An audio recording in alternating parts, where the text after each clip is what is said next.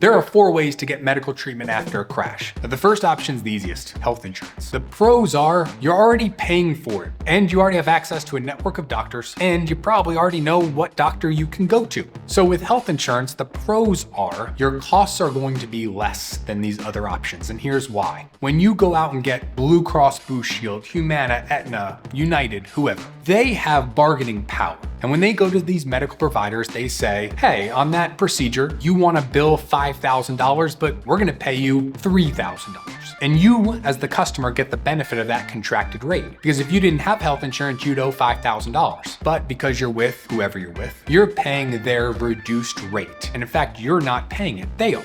On average, nowadays, a deductible is somewhere in the $3,000 to $6,000 range. The con of using health insurance is you need to reach into your pocket and you need to pay that deductible before your health insurance starts paying the remainder of your bills. And sometimes you have a co-insurance plan where your health insurance will pay 90 or 70% and you are still responsible even after you've paid your deductible. You're still responsible for 10 or 20 or 30%. But in terms of dollars out of your pocket, almost all the time, health insurance is going to be the cheapest option. The second thing is what I call post-accident insurance. You didn't have insurance before something happened to you, and then you go and you get this accident insurance that's related to why you got hurt. Now, if you're a skeptic or you're a defense lawyer at an insurance company, you call this medical funding, but it's post-accident health insurance. You get into a crash, let's say you're hit by a car, and you don't have health insurance, but you need medical treatment. You can go to a company and say to them, hi, I would like medical treatment. I can't pay my doctor though, can you pay my doctor for me? And that company will say, maybe.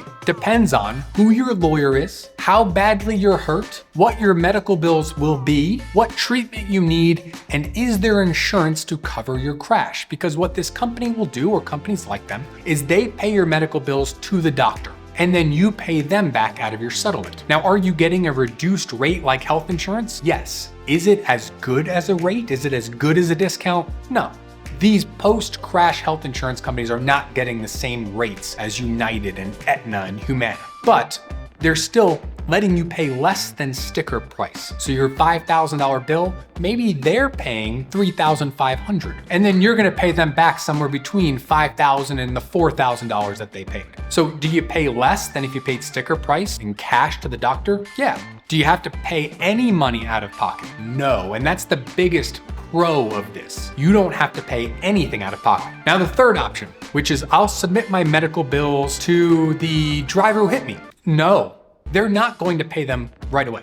You're gonna submit your bills and you're gonna say, please pay these, but they're not gonna pay them. They are going to pay you a settlement at the end, but that is at the end of the entire process. When you settle a case, you get one settlement. Now the fourth way is for you to go to a doctor who treats on a lien. And what that means is a doctor will treat you and they will not ask you for payment until after your case settles, and they'll be paid out of the settlement. Beware. If you have health insurance, do not do this. We recently had a client who was going to a physical therapist, had been to that physical therapist years before, knew the person, lived down the street, kids were friends, seems like someone you could trust. Well, in reality, that physical therapist chose not to bill our client's health insurance because the physical therapist didn't want to be paid the contracted rate. They wanted $100 per therapy session, but they were only going to get paid $45 through insurance. So they had our client, their friend, sign a lien. And what that means is the client will pay the amount of the medical bills out of the settlement, but the doctor, the physical therapist, has a right to 100% of the bills. So that physical therapist, by treating on a lien, is going to seek and probably get 100%, $100, when in reality, if they went through the client's health insurance, which the client has been paying for this health insurance every month, the client would get a better deal